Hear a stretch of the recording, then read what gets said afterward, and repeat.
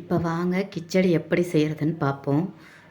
ஒரு எண்ணெய் சட்டி வச்சு தேவையான அளவு எண்ணெய் ஊற்றிக்கிட்டோம். கொஞ்சமாக கடலைப்பருப்பு பொரிஞ்சோன்னா கொஞ்சமாக கடுகு பொரிஞ்சோன்னா கொஞ்சமாக சோம்பு, கொஞ்சமாக கொஞ்சமாக வெங்காயம் தக்காளி பொடிசாக அரிஞ்சு வச்சது. இப்போ வாங்க வதக்கிக்கலாம்.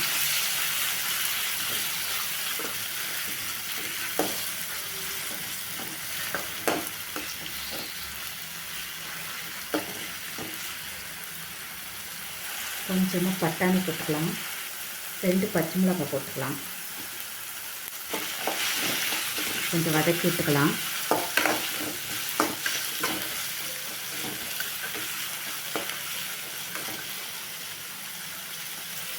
தேவையான அளவு உப்பு போட்டுக்கலாம்,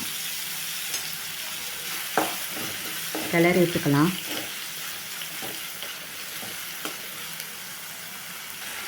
கொஞ்சமாக இஞ்சி பூண்டு நசுக்கி போட்டுக்கலாம்.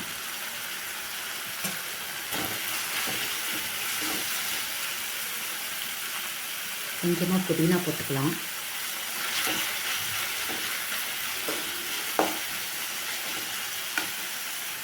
கொஞ்சமாக மஞ்சத்தூள் போட்டுக்கலாம்.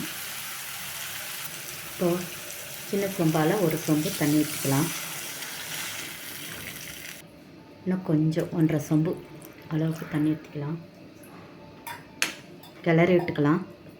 தண்ணி கொதிக்கட்டும், வெயிட் பண்ணுவோம். தண்ணி நல்லா கொதிச்சிருச்சு. இப்போ நம்ம சேமியா போட்டுக்கலாம்.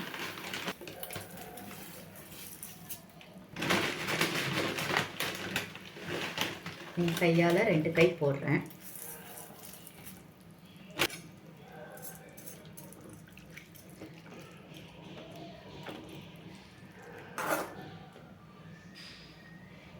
ஒரு 10 நிமிஷம் மூடி வச்சுருவோம். இப்போ ஓரளவுக்கு தண்ணி வற்றிருச்சு. ஒரு 10 நிமிஷம் கழித்து பார்த்தோன்னே இன்னும் கொஞ்சம் வற்றணும். பார்ப்போம். ஒரு 5 நிமிஷத்தில் ரெடி ஆயிரும்.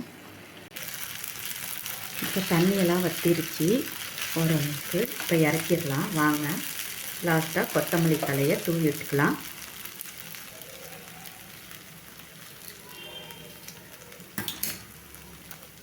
இது விட்டு இறக்கி விட்டுடலாம்.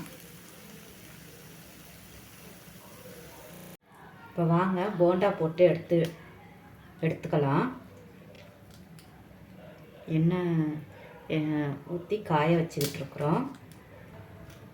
எண்ணெய் காஞ்சோனும் போண்டாவை போட்டு எடுத்துடலாம். எண்ணெய் காஞ்சிருச்சு. இப்போ போண்டாவை போட்டு எடுத்துக்கலாம். எங்கள் பாப்பாவுக்கு சின்னதாக போட்டால் தான் பிடிக்கும். குட்டி குட்டியாக போண்டா போட்டு கொடுக்கணும்னா விரும்பி சாப்பிடுவேன்.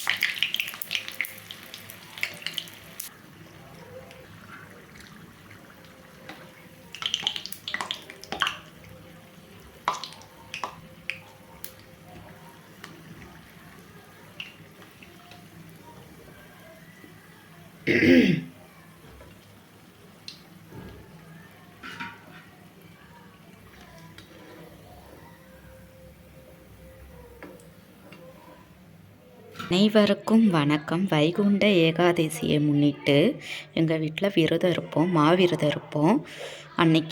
அன்னைக்கு நாங்கள் சாமிக்கு படைச்சது போண்டா, இனிப்பு அப்பம், கிச்சடி, பொரி அரிசி களி, அவல் இதெல்லாம் வச்சு நாங்கள் சாமி கும்பிட்டோம். ட்ரை பண்ணி பாருங்கள். அனைவருக்கும் வணக்கம்.